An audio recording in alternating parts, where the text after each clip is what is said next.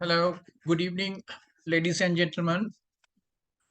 Uh, to begin the today's session, let me welcome all those who have joined for our virtual conversation today, concern centered around the CFA program and scholarship information session. Today's webinar is part of the series of programs we organize by the CFA Society Sri Lanka, aim at enlightening our prospective candidates about the CFA program and the various scholarship opportunities available. We firmly believe that the CFA Institute scholarships are the integral part of our commitment to championing the highest standard of ethics, education, and professional excellence. These scholarships not only provide a crucial financial support, but also offer a pathway for individuals to advance in their careers. For many of us, this scholarship may represent more than just financial aid, but it is an opportunity to pursue your long-term aspirations. You may already be aware that the CFA Charter is a prestigious designation offered by the CFA Institute upon successful completion of the CFA program, and it stands as a pinnacle of recognition within the finance and investment industry, and often referred to as a gold standard in the finance and investment profession. The globally CFA Charter is held by almost 200,000 professionals across 164 markets. In Sri Lanka, efforts have provided to produce over 300 charter holders, and presently there are 400 candidates actively pursuing the CFA qualification. So coming back to today's session, we are very privileged to have two distinguished speakers who will shed the light on the CFA program and scholarship opportunities. Later, they will join us for a Q&A sessions to address any queries you may have. Our first speaker for today is Mr. Sachin Naik, the Director of Partnership and Client Solutions, India of the CFA Institute. Accompanying him, we have Mr. Tilan Sampath, who is also CFA charter holder, and he serves as a scholarship committee chair of CFA Society Sri Lanka. So I'd like to thank them for joining with us today. And to begin the proceedings today, I would like to first of all invite Sachin to make his presentation. Prior to that, I would like to request all the participants to share your questions using the Q&A, and I'm sure our presenters will do their best to provide you with the information you are seeking. So with that, thank you for joining, and let's look for an engaging session. So with that, I would like to request Sachin to commence his presentation. Sachin, over to you. Thank you, Aruna. Thank you. Good afternoon, everyone. Ayubowan. Thanks, Aruna. Thanks, CFA Society Sri Lanka, for giving me this opportunity to talk to every one of you. As Aruna has already laid the context of the session today, we are going to talk about CFA program and also on scholarship. I'll take a little bit of time to go through the initial bit on what CFA program is all about, why you should think about it as a career option, and then ways and means on how you can pursue that career. As part of my role, I'm a Director Partnership and Client Solution based in India for CFA Institute. I work closely with India and Sri Lanka societies, as well as I engage the candidate and member community to understand your needs, demands, any challenges that you pursue and you face while you're pursuing your ambition for CFA program. So that's overall what I do. I've been with the organization for close to 7 years and been supporting these two markets for a good amount of time now. But let me jump quickly into the program per se, what we are going to cover today. I'll start with a quick overview of CFA Institute. Aruna had briefly touched upon this point of the CFA program. If I just want to reiterate the mission is to lead investment profession globally by promoting the highest standard of ethics, education, and professional excellence for the ultimate benefit of the society. And that is very core to our mission. So the activity where we do, the programming or the events directly or through our societies that we do, we look at an overall development of the capital market within that particular country or region per se. It's a global not-for-profit organization and it's the world's largest association of investment professionals. I've just briefly shown a point over that it's a vast network of members, candidates, and societies that we engage with. Just giving you an overall glimpse, we are spread across all regions and market. Americas is where you'll see most of our members, about 100,000 plus members of the nearly 190,000 member base that we have currently. This is where the genesis of the organization was laid way back in 1947, and then about 1963 was when the first CFA exam was conducted. From there on, if you see the demographic profile, we have been growing across the other region and especially APAC. If you see the candidate base, this is the region where you'll see a lot of candidates now aspiring to the program, just giving it the global identity that it has earned over the last 75 years of its existence. Briefly, I want to touch upon CFA Charter and why it is so prestigious.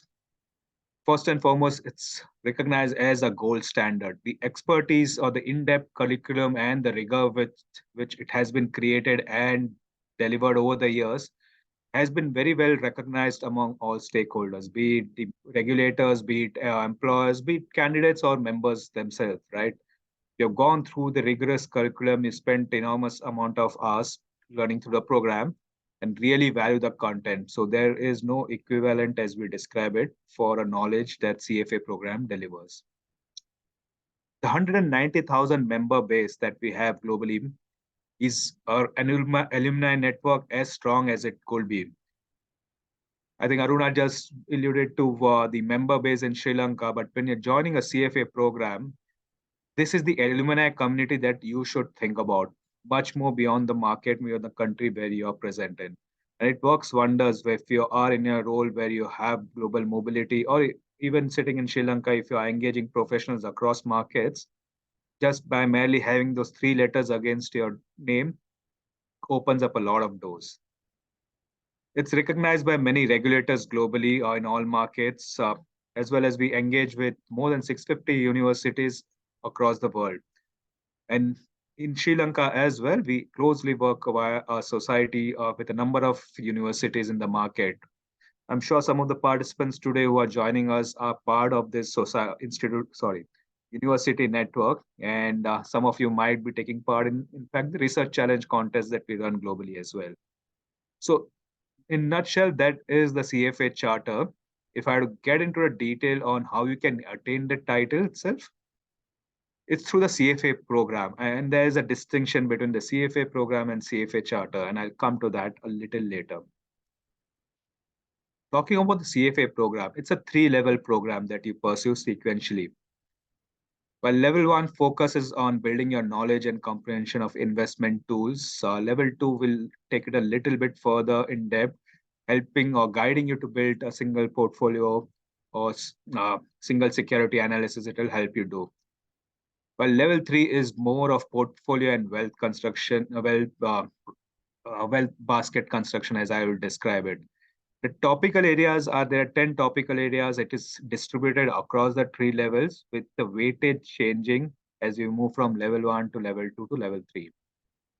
At the bottom of your screen, you can see the 10 topical area divided into investment tools, asset classes, and finally portfolio management and wealth planning. But if you see the concentric circles on the center of your screen, there's a section called ethics, and which is core to everything that we do in CSP Institute, including the program. So ethics will cover a significant portion of your curriculum. And this is where the program has been recognized over here. The ethical knowledge that we impart through the program, keeping client interest first, is something really valued amongst the industry participants. So when you're going through a program, make sure that you inculcate on what is covered in the ethics program, because it will go in a long way to build you as a professional in investment management. Moving on. So is CFA program and CFA charter the same?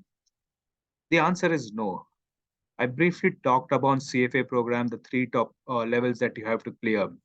So once you clear the three levels, you are required to apply and become a member of CFA Institute, for which you should have 4,000 hours of qualified work experience and you'll need some references. If you have those criteria, you can go ahead and apply. And if the institute reviews and approves it, that's when you are called as a CFA charter holder. And then subsequently, year on year, you need to renew your membership to stay relevant. So that's in bit about the CFA charter. Coming back to the CFA program itself, Now, your journey, it's a self-study online learning program. And once you register with us, the access to your curriculum, your practice question, your mock exams, everything is available directly through a digital learning ecosystem platform that CFA Institute provides. And it's a beautiful platform, I will say. I would really encourage that you explore the platform as well. There are two different study paths provided. One is structured, one is adaptive. And the latter, that's adaptive plan, if you opt for it, it will help you pre-screen your existing knowledge. If you are a university student or if you're working in the industry or somebody coming from an engineering background as well, right? You can go through the adaptive path, which will give you some sense of your existing knowledge and then divide the curriculum and guide you. Okay, you need to spend X amount of hours on level on a topical area, y amount of hours on a second topical area, and so on and so forth. And it will keep getting updated as you move along learning for the curriculum and preparing for your exam. As I mentioned in the previous screen, it's a self-paced online exam, right? The length of the exam now, each level takes about 300 hours of preparatory time. And this is something we guide, and we have got a feedback from candidates post the exam. Now, this 300 hours is just prescriptive. It may vary candidate to candidate depending on your existing knowledge as well, right? But the own, but why I'm stressing on the 300 hours is just remember in mind that you need to have sufficient time when you're preparing for the program. It's a significant investment of time and effort, I will say. So 300 hours or not a 1 month period or a 2 month period, I will say live up to at least 6 months, if not more, when you're learning for the program. That's when you'll really enjoy what the program delivers for you. The mode of exam is offline. What that means is you need to go to an exam center in your city to give the exam. It is not an online exam. Though the learning is online, the exam is an offline exam which will be delivered at a Prometric center within your city. In Colombo, there is an exam city which you can select when you're going for the exam registration. The participant profile, Aruna briefly touched again on that. If you're somebody in the industry already practicing or somebody who aspires to work in the investment management industry, or also for those who are in university right now and you're looking to get into the industry, this is an ideal program where you start off. On the top right-hand corner, I will give you a quick overview of the program fee that a candidate needs to pay. So the first time entrant to the CFA program, they have to pay an enrollment fee of $350. And this is a one-time enrollment fee. You do not need to subsequently pay this amount. After that, you either register within a particular deadline, which is called as an early bird registration deadline, which is at USD 940. So in short, if you're a first time new level one candidate, you might end up paying us $350 plus $940 as a first time candidate. Now, if you miss that deadline, you might have to pay a higher amount, that's $1,250. Now, CFA Institute opens up exam windows well in advance of any given exam window. Like right now, if I speak, May 2024 exam window is open and we open it 9 months in advance. And in this month, in October, mid of October, the early registration deadline for May 24 will close. And another 3 months around, not a 3 months, in fact, slightly more than 3 months towards February, the standard registration close. So all registration for any given exam window closes at least 3 months in advance of that. You can scan the image shown on the screen for more details on the website. Sorry, just let me go back. I'll stress a little bit more on the exam pattern itself, or rather when you can take an exam. So level one exam is available 4 times in a year in Feb, May, August, and November. Level two is available thrice, and level three is available 2 times in a year. Now you can appear for level one, and then for a level two, you should have at least one exam window in between. So if you appeared for level one in February, and you have passed, then the earliest you can give is level 2 in August 24 if that exam is available in that window. So on and so forth. I will encourage that you spend some time on our website to understand some of this in detail. The details, the granularity is explained very well on our website. So cfainstitute.org, go on to CFA program and you will go through the details, or you can scan the image shown on your screen. Now, what can you do with the CFA charter and the designation that you entail, right? So in your screen, as I showed on the left-hand side, we have a broad overview of industries which we talk about for which the charter is relevant. So equities, fixed income, private equity, derivatives, and so on and so forth. The title for a charter holder, now it varies from a portfolio management to a research, investment, risk analyst, a consultant, or a corporate finance analyst.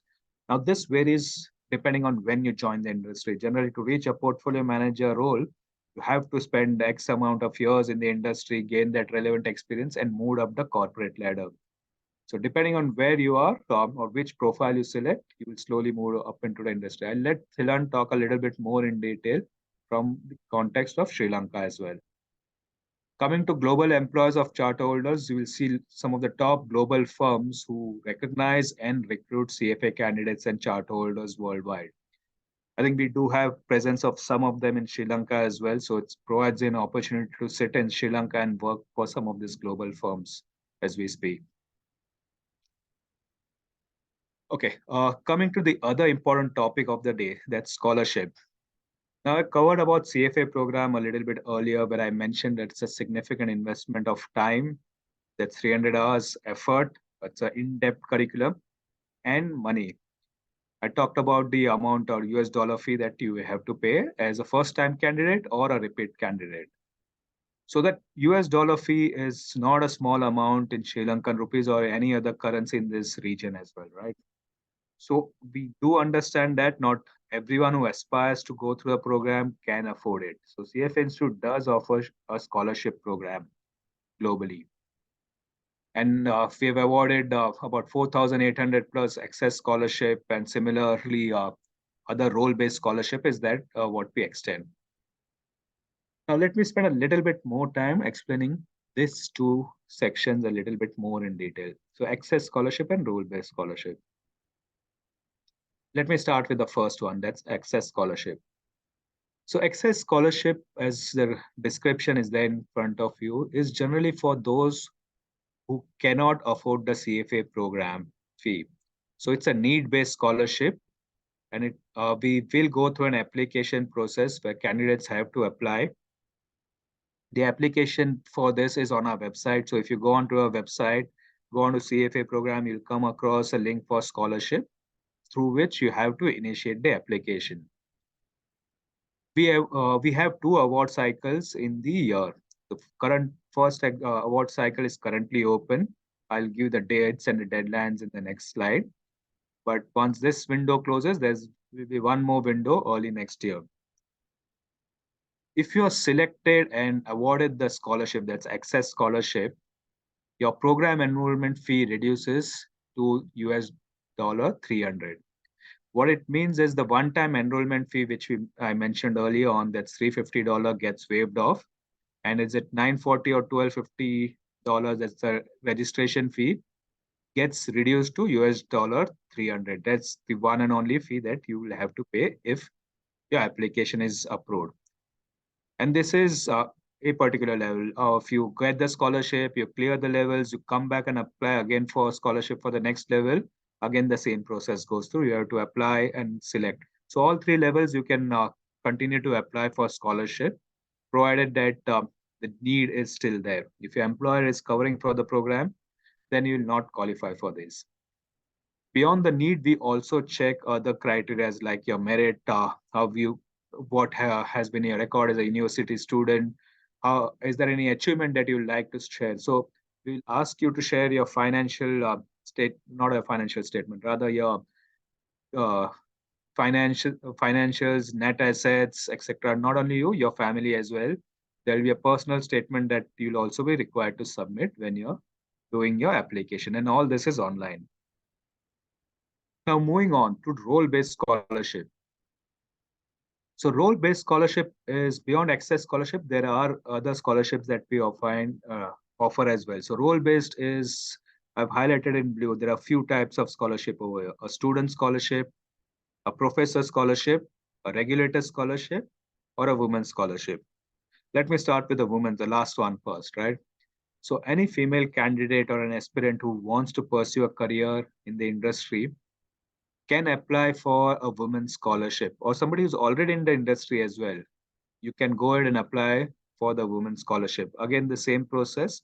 You'll go through an application process, and the selection will be done based on overall review. And we will, if approved, we will award you the women's scholarship. Now, again, for women's scholarship, there will be two cycles in a year. The current cycle, which opened up earlier last month, has closed for women's scholarship. So the next window will open up in January. But meanwhile, if you are interested, do go through the details on the website and be ready when the window opens up. Beyond that, there are other scholarship like student scholarship. Now, student scholarship is offered for students who are studying in one of the universities which is associated with CFA Institute through the University Affiliation Partner Program, or UAP, how as we describe them. For student scholarship, again, you have to apply online, but you have to meet certain criteria of your universities, which university would have shared with us. Your application then will be reviewed by a university, because universities have a very select number of scholarship each university will have, which they can award to their students. So they will decide whom they can offer. Now, this is open through the year, but there is a limited number of scholarship for student in this. The other is professor scholarship. So any professors or faculty members who are teaching any subject which is relevant, they can also go ahead and apply for a professor scholarship. This is a separate process. And last but not the least, a regulator scholarship.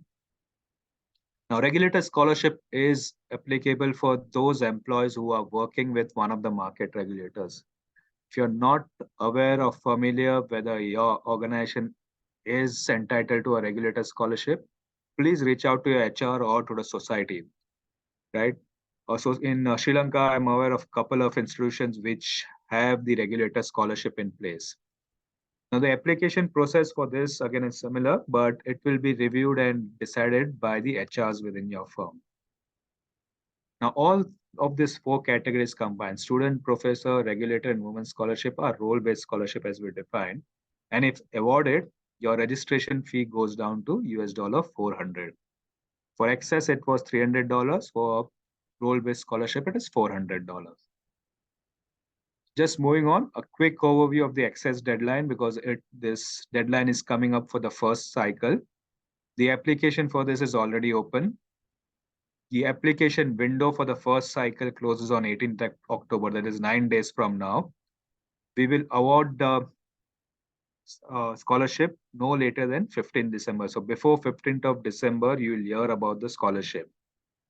And once awarded, it will have a 1-year validity. What it means is that you can use the scholarship within 1 year for any of the windows that is currently open. So technically, about 5 exam windows will be applicable. I had described Feb, May, August, and November. That's like 4 exam windows in a year. So in case of a scholarship applicant, you will be able to use it across one of the 5 exam windows. But do that within the deadline of that particular window. So if that exam window is closed, like for November, if you want to use it now, you can't, right? The exam window registration is closed for that. We will clearly detail it out when we award the scholarship and what it means and who can use it. Just one more important point. If you are somebody who is interested for a scholarship, do note that you should not be a registered candidate with us. If you have completed a CFA program registration with us, already paid the dues, already paid the fees, you will not be entitled to a refund. So make the apply for scholarship and wait for the communication back before you register for the program. Another last point, in case you are not awarded the scholarship, you will still get an early bird registration for your next exam window. So in the case of the current open cycle, if you do not get a favorable response by 15th December and your application is rejected, you will be still able to use a early bird registration fee for the May 24 exam. right? I'll be happy to take more Q&A on this a little later. Women's scholarship, I already covered that it's currently closed, but the next cycle will open up on 3rd January. So do read about this a little bit more in detail on our website. I think I covered the two most important point of our discussion today, that CFA program and scholarship. So the next section, I'll probably run it a little bit more quickly, but this is also relevant because most of you, if you go ahead and register, you'll be taking an exam starting 2024. So there were certain changes that we implemented starting 2024 and starting with an expanded program eligibility rule. Let me explain to you what that means. So we have changed the eligibility, or rather we have opened up it for candidates who are pursuing the undergrad program right now. So who can register for a CFA exam at level 1, right? The earliest you can register is if you are selecting an exam window which falls within 2 years of your completion of undergrad program. So what that means is, suppose your exam is in May 26, that's when you're going to graduate for your college, right? So work backwards. So from May 26, if you work backwards, so 2024, any exam window after May is when you can register for an exam. So August 24 will be a first exam window for level 1 candidates. So 23 months prior, or 2 years as we describe it, is when you can start before completing your graduation. Earlier, we were waiting for a graduation or final year of your undergrad, is what we used to suggest. But do read about this eligibility criteria. It opens a lot of doors for undergrad students who are pursuing right now their college graduation. You can start away with CFA program right away. And if you're cleared level 1, you can proceed to level 2 as well if you're within 11 months of your graduation or in your final year of your undergrad program. So that's the benefit we are bringing in for undergrad students. There are further changes, like we have made updates to the curriculum as well. We have removed some content and made it pre-read. And we have made the content even more focused to keep to our brand promise of 300 hours. We have included practical skills modules starting 2024. So in level 1, there will be an option to select either from financial modeling or Python programming. So these are practical modules which are not tested in the CFA exam, but which candidates need to go through and complete in order to get their results. Likewise, level 2 is analyst skills and Python data science and AI, are the two practical modules that you can now get. Last but not the least, that level 3 in 2025, you will have an option to select one of your key pathways. So you either traditionally go through the portfolio management pathways, which is currently what all candidates get, or we have now going to launch in 2025 two more pathways called private wealth or private market. At the end of the day, all of you will be a CFA charter holder. There will be no differentiation, but based on your area of interest or the industry you're working on, you will be given different opportunities to learn more. CFA Institute has further a lot more learning programs that we have recently released, and you can avail that as well. You can scan on this barcode and access and learn more about those as well.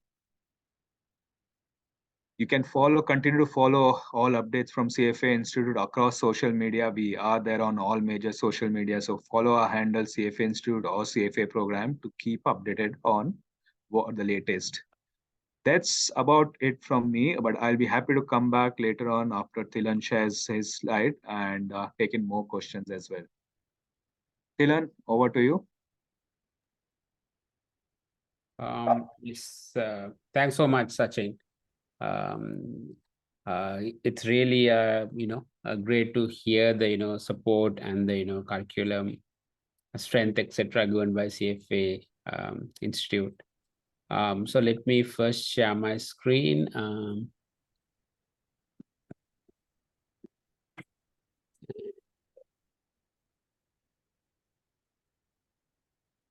Yes.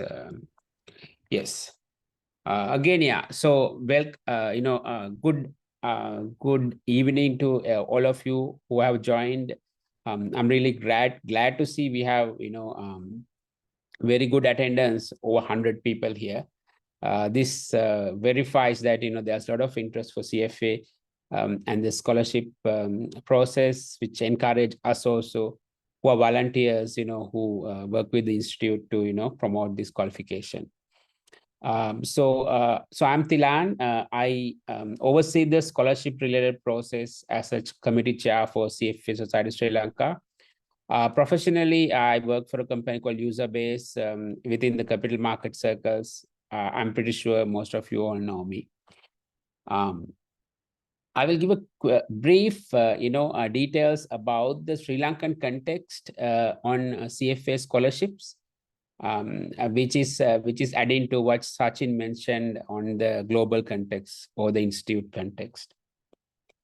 Moving on, so as Sachin mentioned, there are a variety of scholarships, but the focus today is access scholarship here, which we are going to, which works as for candidates who can't afford the fees. And all of you know, living in Sri Lanka with the rupee depreciation, with the economic crisis, it's not easy to afford it. That's a fact.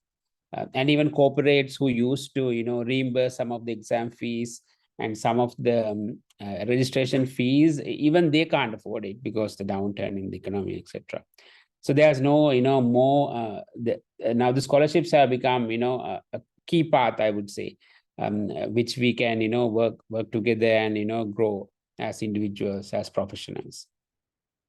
So this, so as Sachin mentioned, with the access scholarship, the fee get reduced to $300, down from 1,290. 1,290 is if you get the early bird. And if it is a women's scholarship, it's 400, as Sachin mentioned as well. So over the past years, CFA has awarded around 200 scholarships during the past 5 years. You can see the statistics in this chart. And we can see again, last 2 years, there has been a lot of applications. That again shows the need in Sri Lanka. It's roughly 25 to 30% acceptance rate is there from CFA.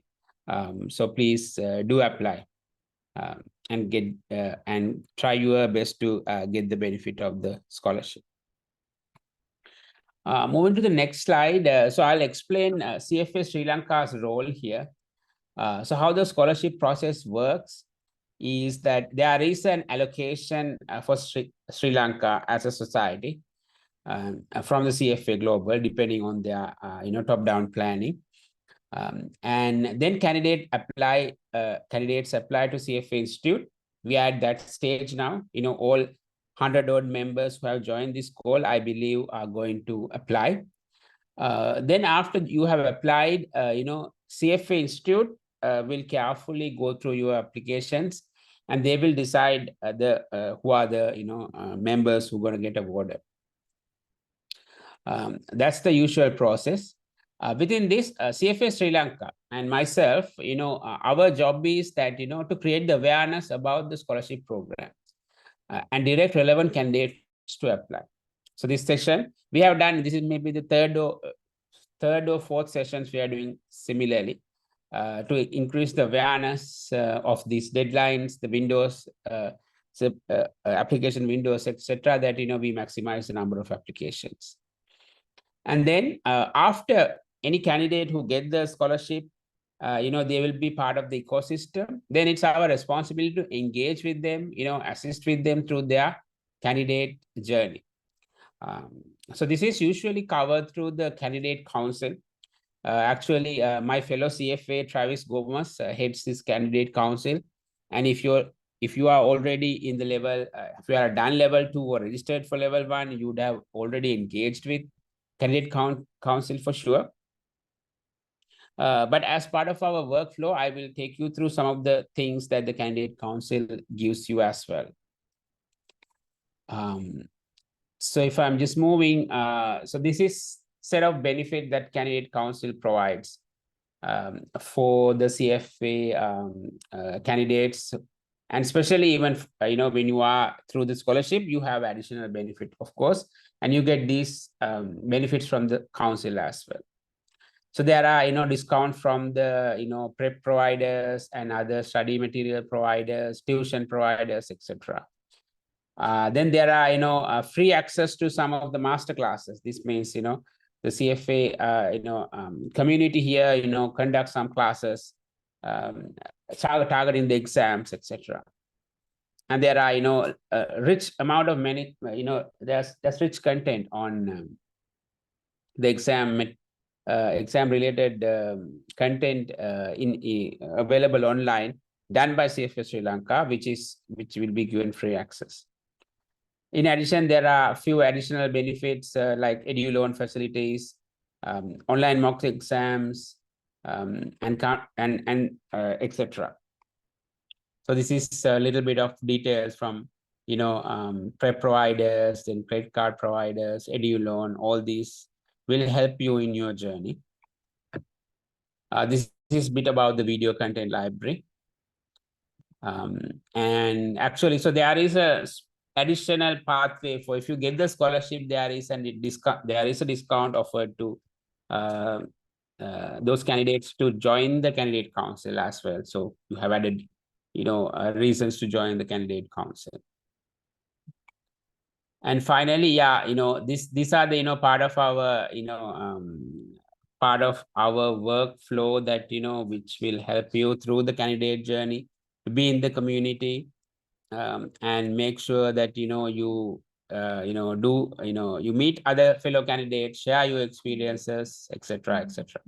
This is actually an extension of the member activities. So members have different members used to have different events like that, which helps the them to be in the profession. And similarly, it is now extended to candidates as well. For an example, just last Friday, I think some of you would have joined. There was an annual gathering for candidate was held on last Friday. So, so there are, social media, of course, technology is being used heavily in these matters. There's a WhatsApp group, and there are social media presence, which I'm showing here. And there are a few contacts you can contact, for any questions. Actually, so this is one information session, which is we hold close to the scholarship window closing day. However, whenever you have any questions, you can direct to these, individuals who actively work in this stuff, and their objective is to help you at the end. Then moving on, finally, so this is something Sachin mentioned also. There was one slide that showed how the CFA charter holders' professional titles are as of now. Essentially, showing which jobs these charter holders are having. This is some of, this is bit of Sri Lankan context in that front. We are adding here. So my experience in the capital markets is around, now 17 years. On this time, I have been in one of these categories called KPOs. And currently I head operation for one of those KPOs as well. And we employ a lot of CFAs. That is because the financial knowledge, the work, some of the work these companies are doing are related to global capital markets. And within the global capital markets, if you have to function, you need to have knowledge and qualifications similar to CFA. So that is the rationale. And these KPOs are always expanding, always hiring people, although throughout these down cycles. So that is one of the areas, at least I have taken as the path for me. In addition, within the local market, there are ample opportunities. Of course, the local market has been in a downturn, but the capital markets, it seems the worst is over. Last 6 months since the IMF program, etc., market has been revived. There is a lot of interest. There's a lot of transactions happening. Stock market is forming relatively better. So with that, there are opportunities within the local capital markets. So I have listed some of these on the local capital market. You can say you can be in buy side. That means asset management firms. Then you can be in sell side. That means the stock brokering firms, the research arms. Then investment banking, pure investment banking, that means advising on the deals, IPOs, restructuring plans, all these acquisitions, etc. on investment banking. So these usually these buy side, sell side investment banks, there are firms that have all these sections. Large firms in Sri Lanka, are the career paths for the CFAs in Sri Lanka. In addition, there are other support services, like research analysts in independent research firms. There are research firms which are, not affiliated with an investment bank, still related to capital markets, can be relevant for us. Then going to the right side, we have deal advisory. There is big 3 audit firms in Sri Lanka. They all have deal advisory sections. And I already know that there are a lot of CFAs and a lot of candidates working there. So there are especially deal side of it, like M&A activity, restructuring activity, etc., need a lot of, knowledge that is, described in, covered in CFA curriculum. Of course, rating agencies are there, who employ CFAs. Similar workflow. You look at companies and you give a rating for their credit outlooks and credit instruments they have. And finally, corporates as well. Large corporates in Sri Lanka have been employing CFA throughout the last few years. So this is, a brief snapshot of what kind of job roles you should aspire to do. Yeah, so me being in the same industry, I first started with KPOs, but all the firms, I think these are highly rewarding, being in the capital markets, being a finance person, being an investment professional, it has been always a pleasure on my point of view. So with that, yeah, my presentation comes to an end. Then over to you, Arun and Sachin. Okay. So thank you, Tilan and then Sachin for that insightful presentations. So let's move on to the Q&A. Perhaps maybe I'll start off with a question directed to the Sachin. The Sachin, you did mention that particularly when it's come to the scholarships, the CFA Institute completely going to waive off the enrollment fee and exam fee of either $940 or $1,250. And you advise the students, anyone who is interested in applying for scholarship, first you apply for the scholarship and then decide depending on the outcome to registrations. Now, if you can elaborate in terms of if anyone is interested in applying for a scholarship, procedure in terms of applying a scholarship. Okay, thanks, Aruna. Thanks for that question. So the application process is completely online, right? If you go onto our website, cfainstitute.org, and go into the CFA program section, there will be a subsection for scholarship, within which all the scholarships are covered. So go into scholarship, go into access scholarship, and there will be a link to initiate application. So everything is online. Once you initiate application, you'll be required to complete certain answers, as I mentioned earlier on.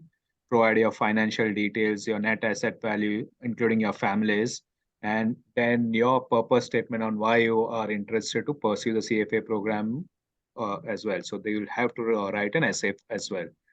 So all this has to be completed within the deadline, that's 18th October, and the application needs to be submitted well by that date. So everything online. We do not ask for any additional documents or a hard copy. All that is required is to complete the application form at this stage. I hope that answers or clarifies the question, Aruna. Yes, Sachin, thank you very much. Perhaps I may have one more question, and after that we move on to the Q&A questions in the system. Today we have, I think, a wider group who are joined to listen to about particularly the CFA program and the scholarships. So you did mention that the number of different type of scholarship which offers by the CFA Institute: access scholarship, regulator scholarships, women scholarships, and then the professor and students.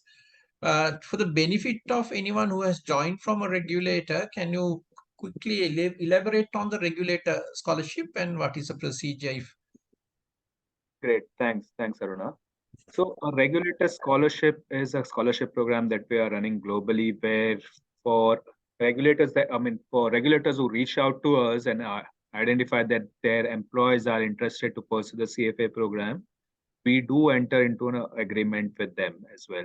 And you can probably again reconfirm, I think in Sri Lanka, it's the central bank, and I'm probably mixing up with an SEC and CSE. We can reconfirm on that.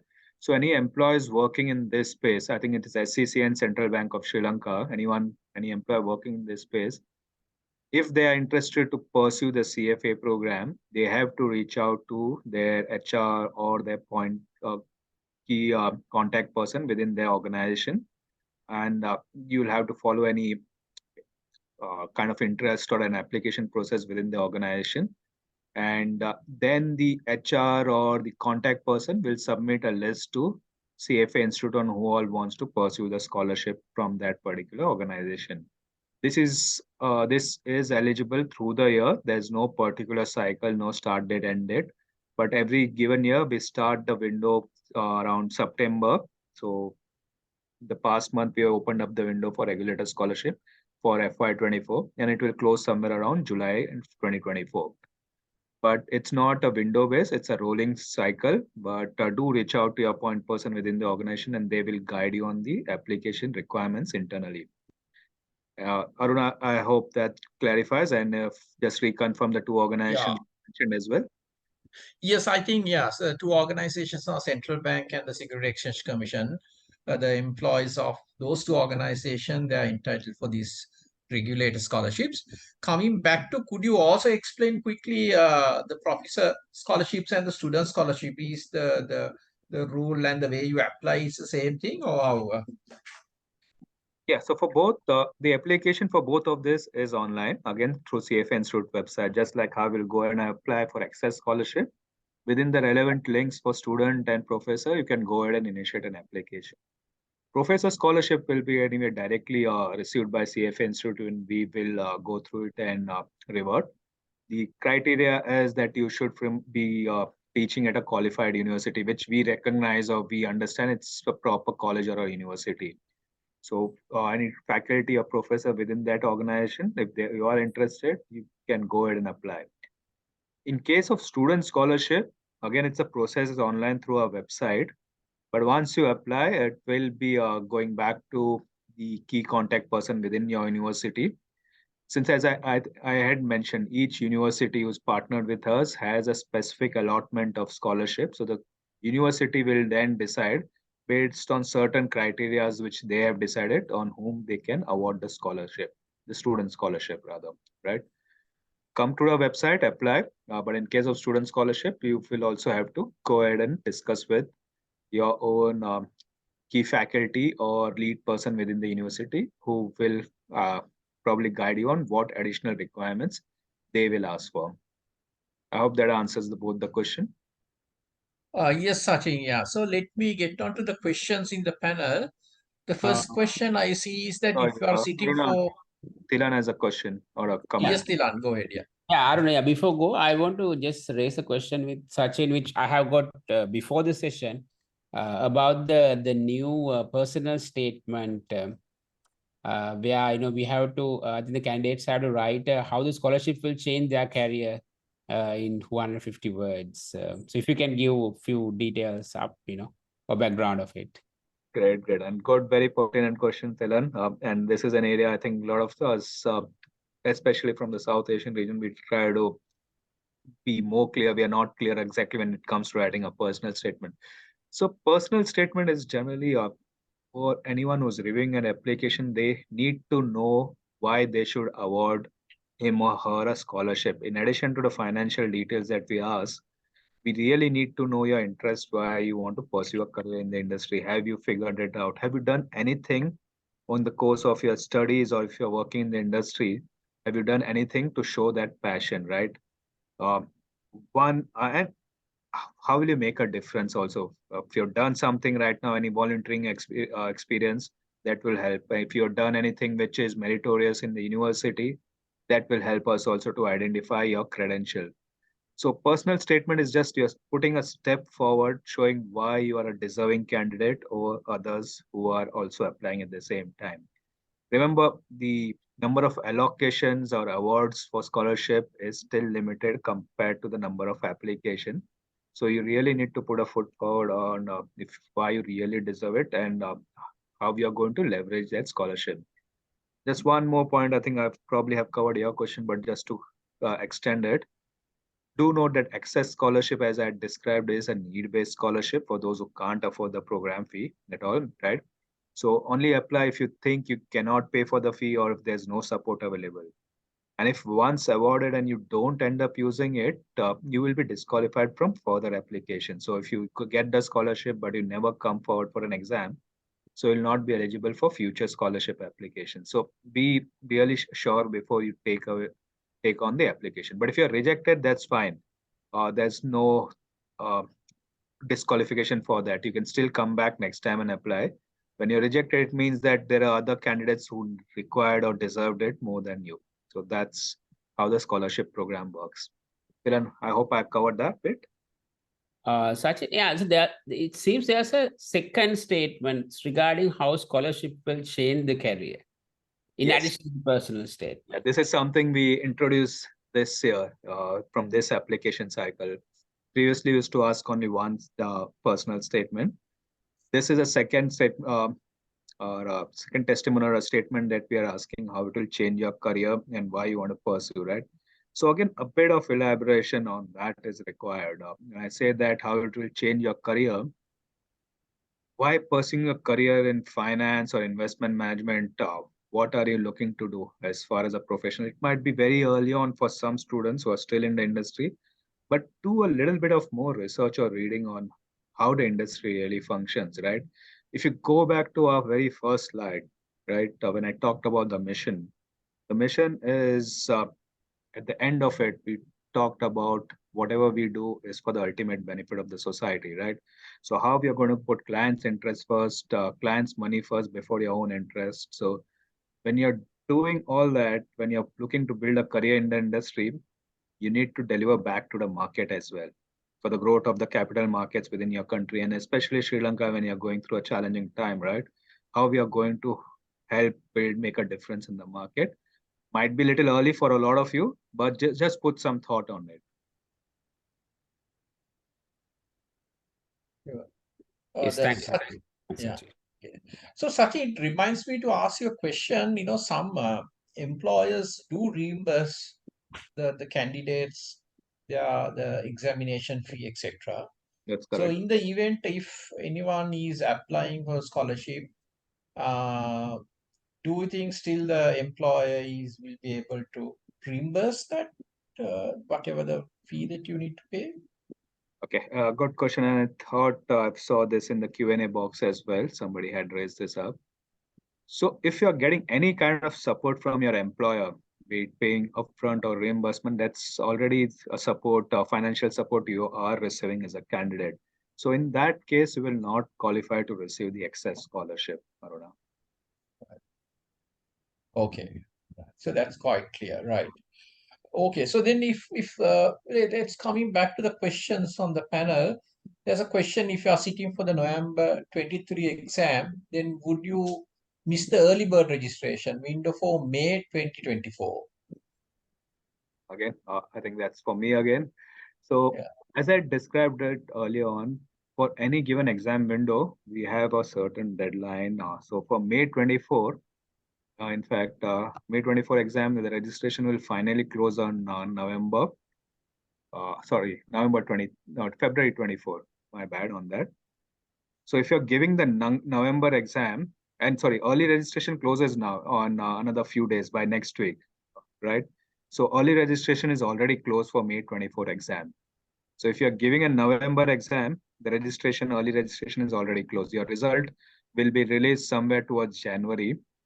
So only the late registration fee will be available for May 24 or the early registration for August 24 will be available. right. Okay.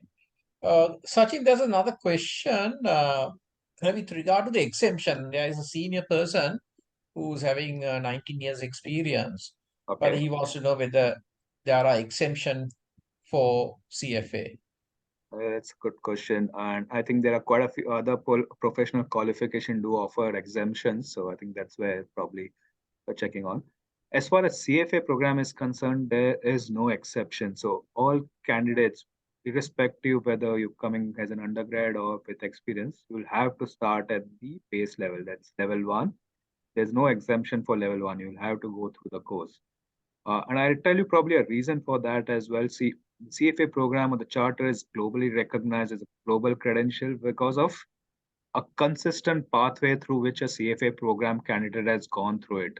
Right. So anyone say New York or London who is interviewing or working with somebody who's a CFA program charter holder or a CFA charter holder, they will know the rigor with which the candidate has gone through it. They know that this individual has gone through level one, level two, level three. There's no exception to the pathway. So in short, there's no exception in any of the levels as you're pursuing the program. Other credentials do offer exceptions for CFA charter holders for if they're interested to pursue the program. Aruna? Sure. Yeah, sure. Thanks. So there's another question. I thought this question was a very interesting question, whether anyone can apply for two scholarships. Now, you can find some situations where student can apply for access scholarships. At the same time, you may be a part of the regulator, you may be in the university, or some way. How would you respond to that? The answer is yes. You can apply for more than one scholarship. So in this scenario, if suppose I'm taking the case of access and women's scholarship, if somebody would have applied for women's scholarship, the deadline just closed on 8th October. But if they had applied within the deadline and they're now going to apply for access, it's possible you can apply for both. When the award is done, the latest award which they get, suppose you get selected for both, women scholarship gets announced first, and then access scholarship gets announced. So access scholarship, the latest award will override any previous awards for you. So the candidate will be awarded with a reduced access scholarship registration. I hope that clarifies, Aruna. Yeah, that's fine. Yeah. The next question is that what are the supporting needed to apply for access scholarships? Maybe if you explain about the eligibility criteria for access scholarship, who would qualify, in other words. Okay. So anyone can apply, right? The eligibility criteria is you need to fulfill the eligibility criteria to register for CFA program, right? So if you fulfill the registration eligibility criteria to come in as a CFA program candidate, that's absolutely fine. So anyone can apply, but you'll be selected based on the criteria that is set, right? You really need that financial support that will help you in your endeavor to pursue the CFA program. And of course, the rest of the factors, how do you compare with other candidates in the market as well? Dylan did point out, right? There is a certain allocation for each market. So we will review based on that. But the main criteria, you should understand the eligibility requirement, which also I have touched upon in my presentation. For a level one candidate, the youngest is when you are within 23 months of your undergrad completion of your undergrad program. So that's the bare minimum requirement. Aruna? Okay, sure. So next question, also interesting question. Maybe this is perhaps from a existing candidate in level one. If you have passed the level one and he is awaiting to sit for the level two, did not register for the level two, can you apply for the scholarship? The answer will be no. When you're waiting for your results, you're still a registered candidate with us. Only once your results is announced, then is when you move from a registered candidate to a prospect candidate. So you'll need to wait till your result is announced to be eligible to apply for a scholarship. Right. So it means, so once you get your results, then you can evaluate yourself and then look at the scholarship window Correct. applications, calling dates and etc. and decide to apply. That's correct. Right. For a level one candidate, the minimum, one second. Level one candidate, the minimum payment is USD 350 plus USD 940 or altogether 1,290. If an employer reimburses, I think you asked that And question. covered that, yes. Yeah, that's right.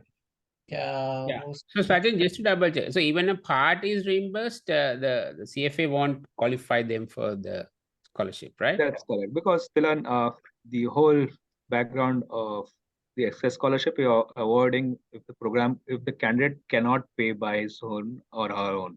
If the employer is supporting part of the fees, there's already some support received. So another deserving candidate will be looked over in consideration with this candidate. Yes. Right. Good. Okay. Will someone wants to know about the loan scheme available currently? Maybe if Sandunika is available, would you like to quickly brief about it?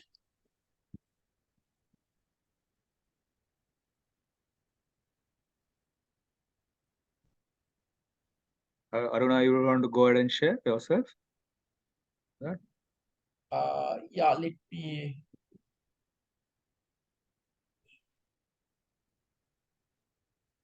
So, from my understanding, I think, and probably you all can correct me. From my understanding, the loan schemes are twofold. One is the HNB card or HNB tie-up which you have in the market. So candidates can apply and avail the HNB card, and they will be eligible to get a zero interest loan from the bank then to pay for their program fee. And the other one is Edu Loan, which you have recently tied up as a partner. So Edu Loan opens up multiple financial institutions or banks which are offering student loan supports in the market. So that's the two I am familiar with in Sri Lanka. Correct me if I'm Yes, so you're spot on, Sachin. Yes, so maybe the details, if anyone is interested, get in touch with Sandunika, who will be able to provide more details.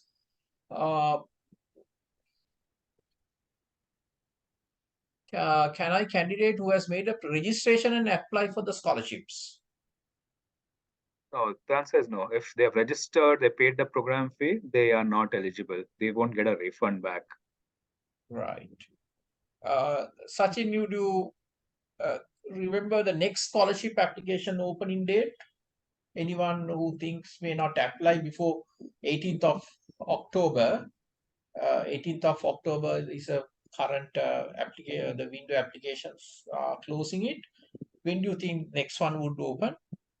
So I don't have the exact dates, but my understanding it will be somewhere around January next year. So Jan to March is when the next cycle will probably run.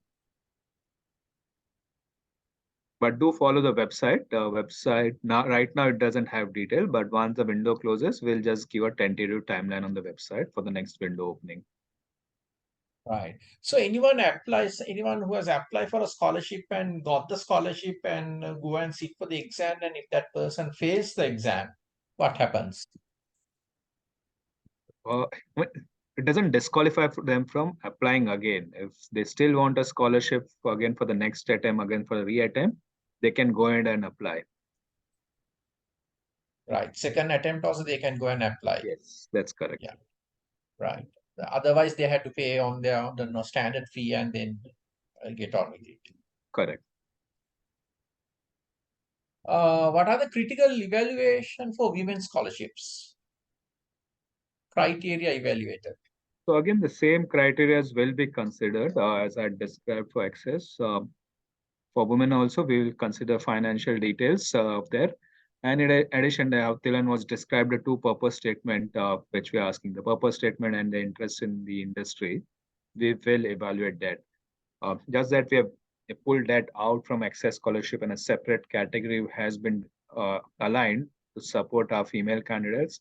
It just opens a little bit more chance for you to avail a scholarship if you're going through the program.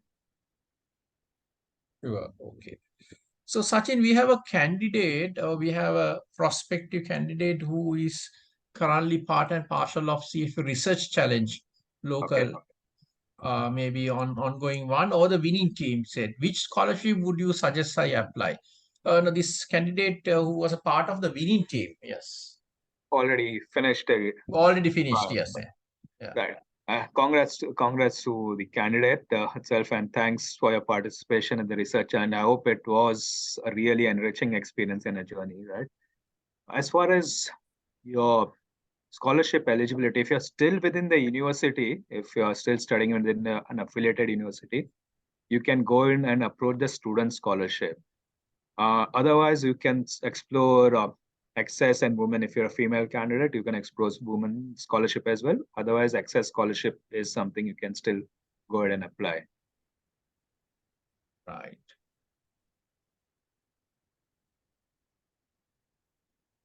Do you have more questions, Aruna?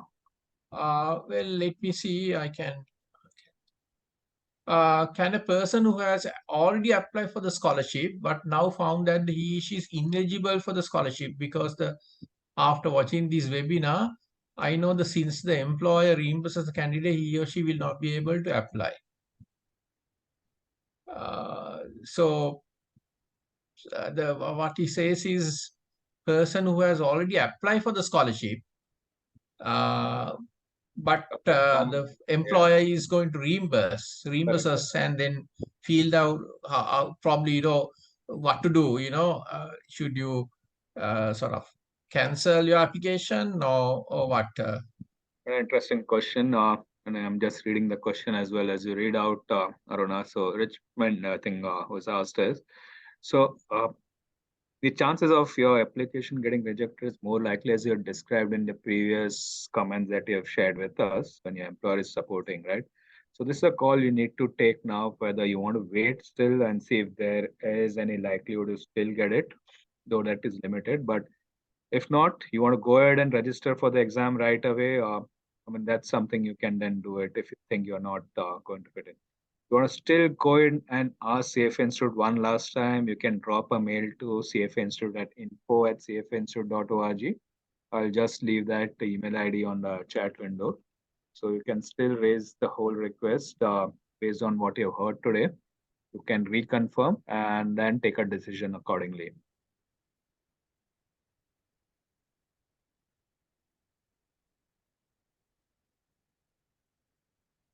I'll put that email ID on to everyone's benefit. I think if I'll request Sandonika or somebody to share that info ID with everyone who's there attending. I think hosts and panelists have shared that. Right, good, Sachin. So there's another question. I thought this is interesting, and with this question, maybe we'll wind up the session. Someone who has already paid for the full exam and now thinking of applying for the scholarship. Sorry, How would you do? Sir, come again, sorry. Someone who has paid for the full exam now thinking for the applying for their scholarships. So yeah, I mean the answer is no. If you're a registered candidate paid for their exam, you don't qualify for scholarship since you already paid the full fee. There's no refund, and it's non-refundable, non-transferable once the registration is done.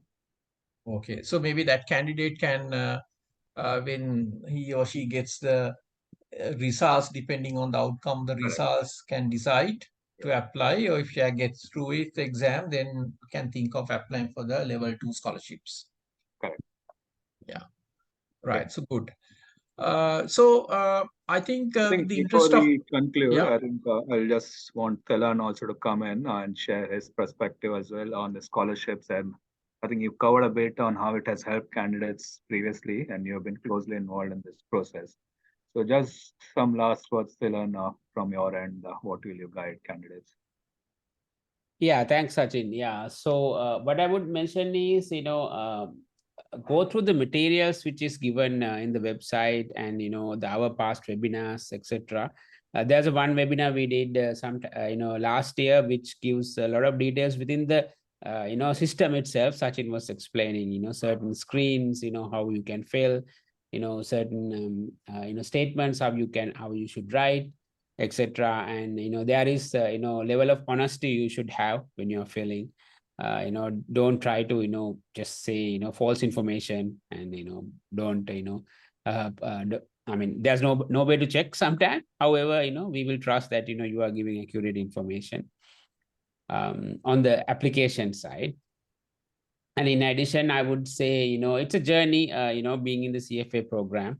It's very it's very tough if you are working already. If you're in the university, it's manageable because you're still studying and this is another exam.